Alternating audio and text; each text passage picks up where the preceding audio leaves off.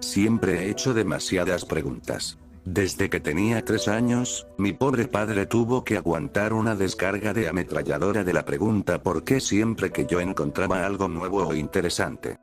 ¿Por qué los patos tienen picos en vez de bocas como nuestro gato, Milo? ¿Por qué las abejas son buenas, pero los avispones son malos? ¿Por qué los niños de la escuela hacen pipí parados y por qué las niñas no pueden hacerlo? Cuando las preguntas eran demasiadas, él me gritaba. Si eso no funcionaba, me mandaba a la casa de mi tía para que me quedara ahí por unos días, mientras se recuperaba de mi parloteo persistente. Conforme crecía, aprendí que recuperarse significaba beber intensamente y llorarle a una Biblia. Esa combinación era su único consuelo desde que mi madre murió 3 meses después de mi nacimiento. Las preguntas acerca de ella estaban completamente fuera de límites, y aprendí eso temprana y duramente. Si llegaba a mencionarla de paso, el rostro de mi papá se oscurecía al igual que un cúmulo nimbo tomado directamente del Viejo Testamento, y se sacaba su cinturón. Solo tomó un puñado de azotes con ese cuero agrietado y punzante antes de que aprendiera a nunca mencionarla cerca de él. ¿Cómo debió haberle dolido que luciera exactamente igual que ella? Pero mi curiosidad era una parte de mí, de la misma manera en la que lo es ahora, y no pudo ser asesinada con ninguna paliza.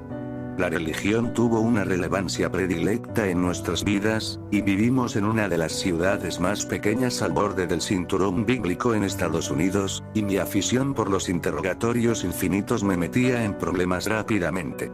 Fui etiquetada como antagónica y pasé muchas horas de clase sentada en una esquina, a solas. La decepción de mi papá acerca de esto era palpable. Lo único que él quería era una niña buena y obediente, como esas que reciben menciones superficiales en la Biblia. En este sentido, era muy desemejante a mi madre católica, quien había sido tímida y molesta, y eso parecía herirlo más que cualquier otra cosa. Traté de ser como él la recordaba, pero las preguntas ardían en mis senos como un fuego pequeño, causándome dolor hasta que daba a luz a mis cuestionamientos. Quería saber por qué Dios había permitido que la serpiente engañara a Eva y causara tal conflicto, cuando Dios era omnisapiente y omnipresente. Mientras más aprendía y mientras más leía, más preguntas servían en mi interior. Recuerdo cuán peligrosas se sentían, como una caldera de lava al rojo vivo, esperando a reventar desde mi boca cual detonación ígnea de blasfemia. Y de entre todos los misterios, los que involucraban a las mujeres de la Biblia me consumían más que la mayoría. Previo al exilio del Edén, antes del pecado original, Eva tenía períodos menstruales. ¿Cómo hubiera sido el parto si nunca hubiera comido del árbol? Si Adán hubiese sido engañado por la serpiente en vez de Eva, los hombres habrían cargado con el dolor del parto. ¿Habrían sido las mujeres quienes se estarían esforzando en los campos hasta que volvamos al polvo? Cada vez que trataba de alzar estas preguntas, era derribada de inmediato. Lo que pasó, me enseñó la profesora de la escuela dominical protestante, con su mirada severa y acerada. Y no es el lugar de las mujeres el argumentar contra las palabras de Dios o de los hombres. Y eso fue todo. No podía impedir que las preguntas consumieran mis pensamientos, pero estaba aprendiendo a detener mi lengua. Si las circunstancias hubieran sido diferentes, si hubiera crecido en otra parte, puede que simplemente me hubiera hecho atea. Mis preguntas no respondidas y las frustraciones crecientes me habrían alejado de la iglesia en vez de empujarme con más seriedad dentro de la religión. Había decidido, desde que era pequeña, que la razón por la cual el conocimiento se me prohibía era por mi sexo. Que solo los hombres estaban al tanto del conocimiento verdadero de las obras de Dios. En efecto, esto fue confirmado por todo lo que veía a mi alrededor. Todos los predicadores y los pastores eran hombres, y los padres reinaban los hogares. En el Vaticano, en la Europa distante, el Papa yacía rodeado de hombres, círculos concéntricos de masculinidad que solo eran rotos por las corrientes de conventos de monjas en los límites exteriores. Así que me eduqué. Descubrí un lugar en el que mi curiosidad podría nacer de nuevo. Fui a la universidad, me titulé en teología y me apliqué enteramente, escarbando a profundidad los misterios de la religión. Era un ambiente muy distinto a mi hogar. Aquí, las personas estaban dispuestas a entablar debates filosóficos enérgicos, a asumir el papel del abogado del diablo, y a discutir desde perspectivas nuevas. Finalmente era capaz de ventilar esas preguntas de magma, intercambiarlas con mis pares hasta que se habían enfriado lo suficiente como para ser tocadas y examinadas. Pero a lo largo de mis estudios, y a través de nuestras discusiones, hubo una pregunta que permaneció sin respuesta. Otra faceta más de la femineidad que la Biblia había olvidado casualmente. Todos parecían creer que era una pregunta muy extraña como para siquiera ser considerada, pero a mí me consumía. Después de que Jesús nació, ¿qué pasó con la placenta de María? Nadie tenía una respuesta. A mí me parecía una cosa tan obvia, una omisión tan enorme de parte de los hombres que trazaron el gran libro. Si los huesos fragmentados de los dedos de los santos eran reliquias sagradas, si la última copa que tocó los labios de Jesús era buscada por todas partes por ser la reliquia más sagrada de todas, entonces ¿qué hay de la cosa que lo sustentó en el vientre?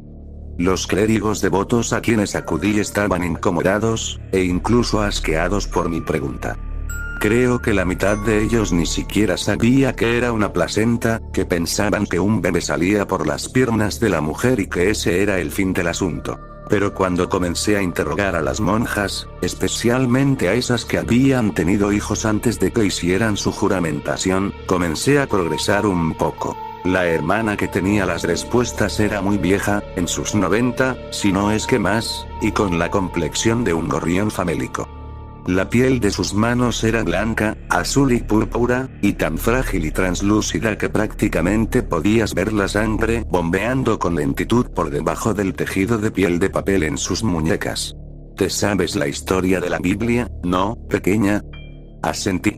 Todos en mi clase habíamos discutido los mitos y las leyendas que rodeaban a la Biblia, la cual había sido examinada meticulosamente, y la mayoría de ella había sido descartada ya sea como ficción total, o más como crítica social y política que milagro. Fue un trabajo evolutivo, perdiendo y ganando texto a medida que los siglos pasaban, mientras algunas piezas se hacían más o menos populares para diversos reyes, sacerdotes y sectas. Bien. Me alegra que no creas en esa tontería del concilio de Nicea, dijo. Bueno, para ser honesta, no me sorprendería si un montón de hombres se tuvieron que reunir y votar todos los fragmentos que no les gustaban. La sonrisa de la monja anciana se amplió. Sus ojos eran brillantes y ágiles, nada de su ingenio se había perdido en el tiempo. ¿Alguna vez te has preguntado por qué no existe ningún registro detallado de Sara, la esposa de Abraham? Ni de Ruth o María Magdalena? Estas fueron mujeres realmente increíbles. Acompañantes de algunos de los hombres más grandes que han vivido. Ciertamente, sus historias tienen un lugar en la Biblia, ¿no? ¿Sí? He pensado eso con frecuencia, admití. Entonces creo que tengo algo que enseñarte. Lo llamamos el libro de Eva, me dijo a medida que abría un tomo que me había presentado. No era impresionante. No tenía cuero trabajado, ni broches enjollados, ni papel dorado. Había sido impreso en papel ordinario y tenía un forro rojo sencillo. Mientras volteaba las páginas, pude ver por qué había sido llamado de esa manera, pues el libro comenzó con los linajes de mujeres bíblicas canónicas, empezando por Eva y extendiéndose hasta María, la madre de Jesús. ¿Por qué no había visto esto antes? ¿O al menos oído hablar de él? Porque nadie, aparte de nosotras, está interesado, replicó la monja. Los predicadores honrados no quieren hablar de los esfuerzos heroicos de Eva al dar a luz a 55 hijos, y al haberlos criado por sí misma, en su mayoría. Quieren hablar de la gloria de Jericho, de cómo David mató a Goliat y los milagros de Jesucristo. Los hombres dirigen la iglesia, y los hombres no están interesados en los logros de las mujeres, solo en los de otros hombres. ¿Qué hay de María? ¿Qué pasó después del nacimiento de Jesús? Página 77. Le di vuelta apresuradamente a las páginas del libro. Y después de que entró a nuestro mundo, lo que quedó de su derecho de nacimiento fue encerrado en un cofre de hierro y transportado por las esposas de los 3 reyes. ¿Los reyes magos tenían esposas? Ella le sopló gentilmente. Por supuesto que sí. Todos los grandes hombres tenían esposa. Y, con frecuencia, muchas. Necesito pedir prestado este libro. Necesito leerlo. Tengo una mejor idea. Léelo aquí. Quédate con nosotras. Necesitamos a alguien como tú. Me quedé con las monjas por varias semanas mientras estudiaba y leía el libro.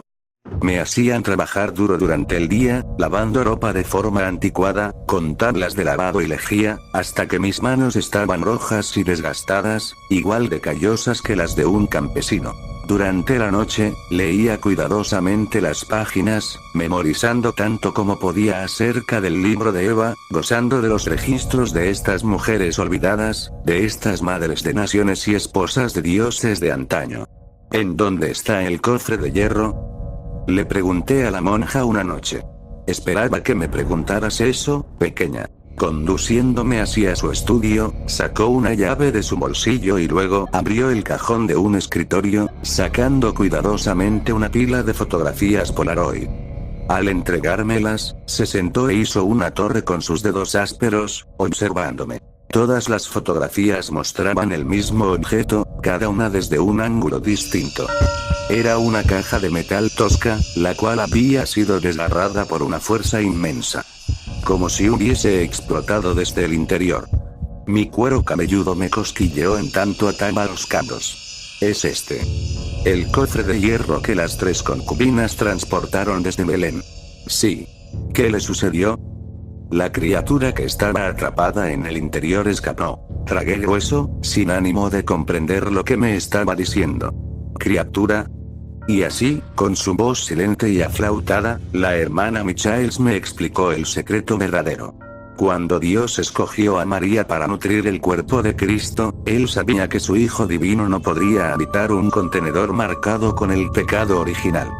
Para contener a Cristo mismo, el bebé tuvo que ser purificado de todo pecado, de todas las corrupciones de la humanidad. Agarró de nuevo las fotografías, guardándolas bajo llave en el cajón. Por lo tanto, Dios se aseguró de que todas las maldades de nuestros cuerpos mortales fueran empujadas hacia el útero de María, en su placenta, en donde permanecieron, por siempre separadas de Jesús.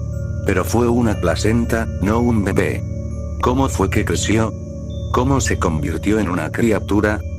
Aunque estuviera impregnada de pecado, aún así era divina, consistiendo tanto de Cristo como de la Madonna. No podía ser calcinada ni podía ser cortada, así que fue sellada. Permaneció en la oscuridad, resguardada por sacerdotes de una orden antigua, a quienes se les encomendó vigilar la reliquia sagrada. Y en esa oscuridad, creció, alimentada por la semivida en su interior, y añorando el alma que carecía. Y al final se hizo demasiado grande para el cofre, ¿verdad? Sí, pequeña. Y ahora está libre. ¿Qué significa eso? Desea venganza. Me había sentido insegura de abordar el vuelo desde Texas a Roma, pero la hermana me prometió que responderían mis demás preguntas.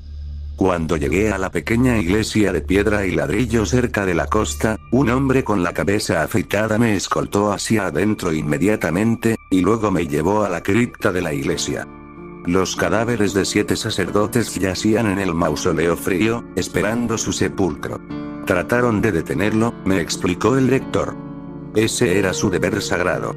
Trataron de regresarlo con espadas de plata y hierros sagrados. Pero con un solo toque, divagó, señalando a los cadáveres envueltos con lino. Sus muertes fueron únicas, de formas que hicieron que mi estómago se retorciera. Mientras levantaba la sábana del primero, contemplé forúnculos supurantes por toda su cara. Rastros rojos y negros de putrefacción delineaban los vasos sanguíneos de su cuello.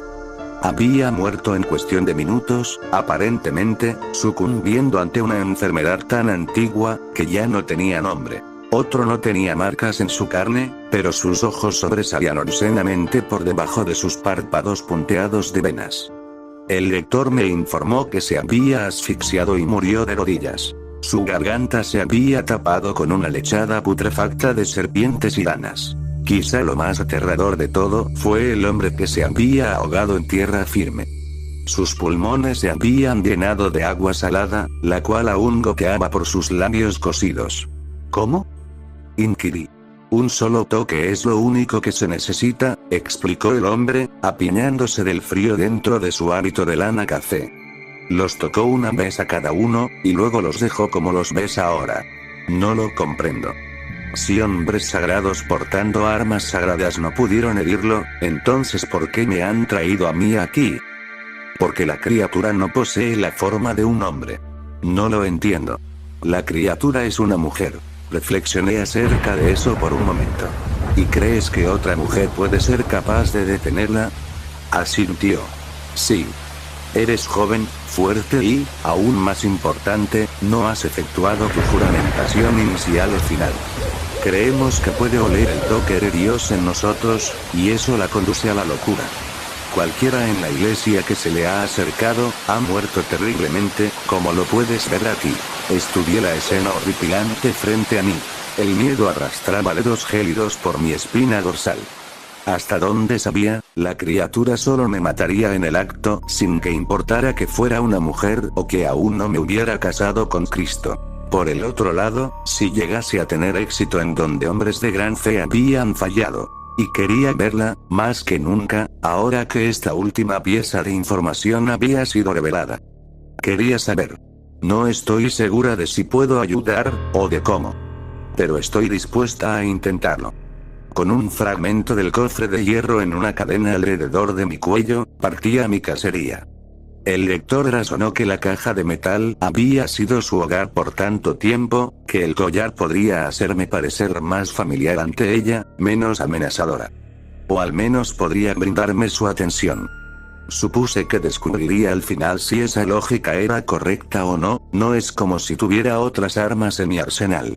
Mientras que la orden de sacerdotes era antigua, su sistema de seguridad era moderno, e incluía cámaras en las entradas y salidas de la iglesia. Una serie de capturas habían sido descargadas en mi teléfono, y las revisé, contemplando al ser que había asesinado con furia bíblica a una docena de hombres adultos. Era hermosa, en un sentido atemporal y clásico. Rasgos simétricos y casi élficos se veían a través de un halo de cabello rubio platino, lo suficientemente largo como para cubrir la mayor parte de su torso desnudo. Pero desde su cintura hacia abajo, algo se encontraba muy mal. Piel pálida se oscurecía en una tonalidad de gris brillante y enfermizo, y luego en jirones de negro, colgando a manera de harapos putrefactos en sus muslos desgastados, y por debajo de la rodilla solo restaba hueso blanco y tendones incoloros. Siendo tan pálida como un pez, se había quedado parada entrecerrando los ojos por varios segundos extenuantes antes de correr con sus pies esqueléticos e imposibles hacia el mar. Mis consultas a lo largo de la playa no acabaron en nada. Nadie parecía haber visto a una mujer rubia desnuda, y ciertamente a ninguna que fuera un cadáver de la cintura para abajo. Cuando regresé a la capilla, el lector me informó que la criatura había sido divisada de nuevo, en otra iglesia a unos 15 kilómetros de la costa, y que había asesinado al sacerdote a cargo al convertir su sangre en vino. Pensé que sabía hacia dónde se dirigía. Iba en línea recta hacia el más sagrado de todos los hombres santos del país. El Papa. La vi en la calle antes de que ella me viera a mí. Se había adaptado rápidamente. Pantalones de cintura alta cubrían sus piernas cadavéricas, y botas negras nuevas ocultaban las abominaciones que eran sus pies. Sus mejores cualidades eran exhibidas a su favor con una blusa negra y plateada de hombros descubiertos. No se veía fuera de lugar, sino como otra chica turista linda en su camino hacia el Vaticano, en donde se sacaría selfies insípidas para publicarlas en sus redes sociales. Si me persiguió a mí o al fragmento de su prisión no lo tengo claro, pero con una sacudida violenta, se escabulló entre dos edificios, y luego corrió. Era rápida. Su anatomía en decadencia no la limitaba en lo más mínimo. La seguí, por supuesto. No había otra cosa que pudiera hacer. Pisoteando por el callejón resonante de ladrillo, capté solo un vistazo de cabello rubio, destellando bajo la luz del sol, mientras ella rodeaba el extremo opuesto. Cuando giré por la misma esquina, una mano me embistió el pecho con la suficiente fuerza para sacarme el aliento de los pulmones y el vigor de mis piernas. Mientras caía, esa mano incongruentemente delicada jaló con violencia el collar pesado en mi cuello. Su ceño fruncido arruinó sus rasgos angelicales. La mujer pálida se dio la vuelta y arrojó el fragmento de su antigua prisión lejos de ella con una fuerza asombrosa. El collar reflejó la luz a medida que navegaba por los tejados alicatados. «Debería matarte», escupió, presionándome contra los adoquines con su rodilla. La lanza de la tuberosidad tibial poderosamente afilada estaba a punto de perforar la carne de mi costado. «Por favor», me lamenté. «Por favor, no». «Ah, cuánta fe». Se burló, agitando su cabeza con desdén. Su cabello era una corona salvaje de luz por encima de mí. Te mandaron a tu muerte sin más protección que un pedazo de metal antiguo y tu sexo. Tiritando por el temor, sentí el hueso revestido de mezclilla enterrándose aún más profundamente en mis costillas. ¿Qué es lo que quieres?, murmuré. Quiero lo que queda de mí. Quiero lo que se me arrebató, el cuerpo y el alma que eran míos, que se me debieron haber entregado, hace todos esos siglos. Viró su terrible cabeza en dirección a la ciudad sagrada. Y en ese lugar está el hombre que me puede decir en dónde lo puedo encontrar. La presión a mi costado se atenuó cuando ella se sentó de cuclillas, y una fuga de putrefacción oscura se presionó contra el material alrededor de sus muslos. No puedes herirme, hermanita. Si pudiera ser asesinada, me hubieran quemado después de que mi madre me trajo a este mundo, aspiró despectivamente. El hierro no me puede contener, la plata sagrada no me puede cortar. Mi final solo puede llegar cuando me reúna con mi carne original. Con tu preciado Cristo. Pero no puedes, solté abruptamente, no puedes reunirte con él. ¿Por qué no? Sus ojos ardieron como una llama detrás de un vitral. ¿Crees que no tengo el poder? Negué con la cabeza. Estoy segura de que lo tienes, pero no me refiero a eso. No puedes unirte con Cristo, porque está muerto. Fue asesinado hace más de 2000 años. Estás mintiendo. No es así. Puedes encontrar su velo en la Catedral de San Juan Bautista. Puedes leer sobre su muerte en cualquier Biblia. ¿Cómo?, preguntó. Sus rasgos pálidos eran más blancos que un alma nueva. ¿Cómo murió? Así que me senté en ese callejón asqueroso, detrás de un bloque de almacenes que apestaban a pescado, y le conté la historia de la crucifixión. Cuando había finalizado, no dijo nada. ¿Me vas a matar? Ella negó con la cabeza. No. No te voy a matar. ¿Qué vas a hacer? Creo, empezó, viendo por encima de los tejados al sol resplandeciendo desde las nubes, que encontraré a los descendientes de quienes lo mataron. Y luego extinguiré sus vidas, y tomaré sus almas para llenar el agujero doliente en mi interior. Me sentí enferma, mareada y helada por el pánico. Pero eso equivale a miles de personas, millones, incluso. Ella me sonrió. Sus colmillos se asemejaban a los de los felinos, demasiado perfectos. Su mirada era beatífica. Pues, es un agujero muy grande. Está ahí afuera, cazándote. No le importa que no tengas control sobre tu ascendencia, que tu linaje no sea más que un capricho del destino, el mero accidente de quien engendró a quien. Nos lo causamos nosotros mismos cuando matamos a nuestro Salvador. Pero lo peor de todo es que no creo que estarás saciada. Con un agujero del tamaño de Dios dentro de ti, ¿cómo es posible que llegues a estar satisfecho? Y no puedo dejar de pensar en la ironía nefasta de esto. Toda la vida humana ingresó al mundo por medio de Eva, y ahora toda la vida humana será expelida del mundo por otra.